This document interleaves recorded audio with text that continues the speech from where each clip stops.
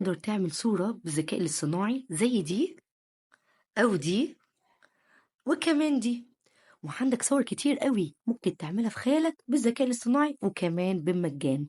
تعالوا بينا نشوف مع بعض هنعمل ايه.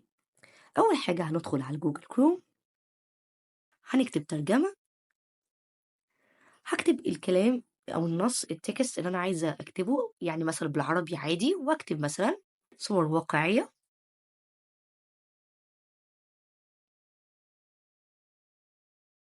أنزل تحت واخد طبعا الترجمة اللي بالإنجلش دي وأعمل لها كوبي. خلاص كده. وبعدين بدخل على برنامج وبنزله على جوجل بلاي اسمه بان.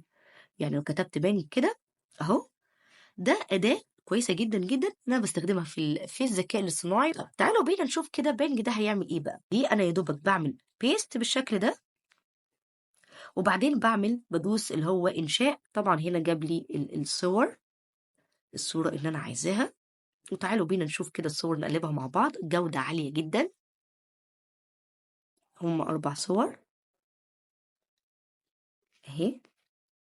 والصورة ان انا احس ان انا لا جايبالي ان انا عايزاه بالظبط او حاساه كويسة، بضغط على اي صورة فيهم، ممكن دي، وبعدين ادوس عليها جامد كده وادوس تنزيل الصورة او داونلود ليها.